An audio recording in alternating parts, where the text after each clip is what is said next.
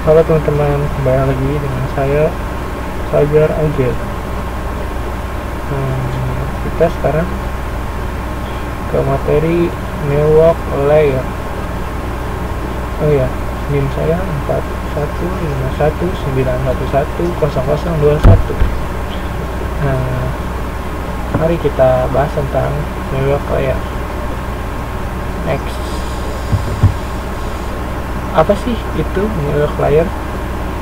Nah, network layer itu jaringan komputer atau yang bisa juga kita kenal dengan istilah lapisan jaringan, merupakan salah satu bagian layer pada keseluruhan sistem OSI layer Prince model yang terdiri dari 7 buah lapisan atau layer.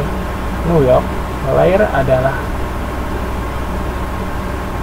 lapisan yang bekerja di antara data link layer dan transfer layer tergantung pada proses yang sedang berlangsung. Nah, network layer itu sendiri memiliki beberapa fungsi, yaitu menentukan tujuan data pada sebuah jaringan, mendefinisikan alamat IP, membuat header pada paket data yang ada, melakukan proses routing. Nah, kita bisa lihat sendiri gambar di sini network. Nah, kita lanjut. Nah,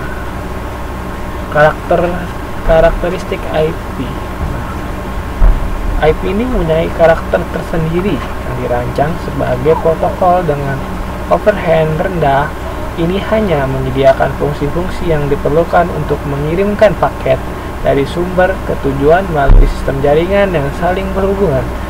Protokol tidak dirancang untuk melacak dan mengelola aliran paket. Nah, fungsi-fungsi ini jika diperlukan dilakukan oleh protokol lain pada layer lain, terutama TCP pada layer 4. Nah, sini ada 3 karakteristik dari IP address. Coba apa itu? Ada connectiveness, base effort, dan media impedance. Kita lanjut lagi. Ya, di sini ada connectionless. Nah, artinya tidak ada koneksi end-to-end khusus dibuat oleh IP sebelum data dikirim. Komunikasi tanpa sambungan secara konseptual mirip dengan mengirim suatu kepada seseorang tanpa memberi tahu penerima sebelumnya. Nah, base effort IP juga tidak memerlukan bidang tambahan di header untuk mempertahankan koneksi yang sudah ada. Proses ini sangat mengurangi overhead IP, namun tanpa koneksi end-to-end yang ditetapkan sebelumnya, pengirim tidak mengetahui apakah perangkat tujuan hadir dan berfungsi saat mengirim paket, juga tidak mengetahui apa tujuan menerima paket, atau jika perangkat tujuan dapat mengakses dan membaca paket. Nah, sekarang kita ke media impedance. Pengoperasian sangat tergantung pada media akses. Paket-paket akan dikirimkan melalui media berkabel ataupun kabel. Kita lanjut ya. Nah, IPv4. Apa itu? Yaitu Internet Protocol 4 atau IPv4, yaitu jenis jaringan internet yang dipakai pada protokol jaringan IP atau TCP, memakai protokol IP pada service 4. Adapun total panjangnya yaitu 32 bit. Secara teoritis bisa mengatasi sampai 4 miliar komputer. Wow, banyak sekali ya. Atau host maupun lebih. Penulisan IPv4 terdiri dari 4 blok, dan setiap blok terdiri dari angka 0/255. Contoh dari IP alamat IPv4 yakni 192.168.100.1. Sudah jelas? Nah, kita lanjut lagi ke IPv4. Nah, apa sih itu IPv4? Nah, IPv4 ini sendiri memiliki besaran 128 bit sehingga dapat mengamati komputer dengan jumlah 3.4 kali 1038. Jika dilihat, IPv4 ini sendiri memiliki jumlah yang sangatlah banyak jika dibandingkan dengan IPv4. Jadi IPv6 itu lebih banyak ya. Nah, kita untuk mengamati sebuah perangkat, IPv6 juga memiliki aspek mobilitas keamanan dan konfigurasi yang lebih baik dari sebelumnya. Nah, kita lanjut lagi. Nah, ini dia perbedaan dari IPv4 dan IPv6. Perbedaan kapasitas sudah beda ya. IPv4 memiliki 32, sedangkan IPv6 memiliki 128. Tapi, nah, ukuran header juga beda ya. Mulai dari 20 ongket untuk IPv4, nah 40 ongket dengan IPv6. Nah, konfigurasinya juga beda.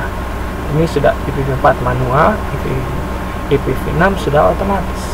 Nah, mobilitas terbatas roaming, IPv6 tetap terjaga, routing menurun, IPv6 efisien, dipergunakan pada tahun 1981. Wow, sudah lama sekali ya. Sedangkan IPv6 baru, yaitu tahun 1999. Untuk IPsec sendiri optimal atau tambahan, sedangkan IPv6 yaitu support mendukung. Oke, kita sudah tahu perbedaannya antara IPv4 dan IPv6. Kita lanjut. Nah, kita lanjut ke default gateway. Apa sih itu default gateway? Yaitu jaringan mesh router atau saklar layer 3 yang dapat merutekan lalu lintas ke jaringan lain.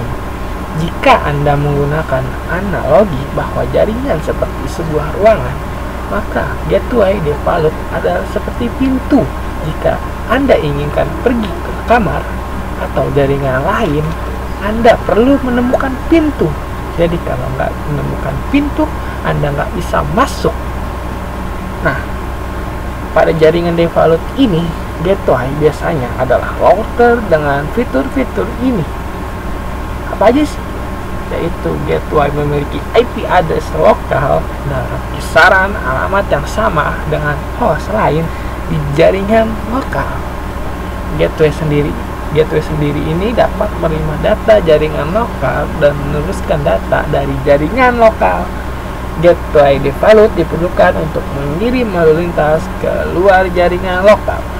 Lalu lintas tidak dapat diteruskan di luar jaringan lokal jika tidak ada gateway default. Alamat gateway default tidak dikonfigurasi atau gateway default turun. Nah, kita lanjut ke host routing. Nah, ini host routing itu table portion host biasanya akan menyatakan gateway default dalam IPv4. Host menerima alamat IPv4 dari gateway default baik secara dinamis dari Dynamic Host Configuration Protocol DHCP atau konfigurasi secara manual dalam IPv router. Mengiklankan alamat gateway default atau host dapat dikonfigurasikan secara manual. Pada gambar PC1 dan PC2 dikonfigurasikan dengan alamat IPv4 192.168.10.1 sebagai gateway default. Kita lanjut lagi. Nah, ini gambarnya. Nah, kita bisa lihat sendiri local network router.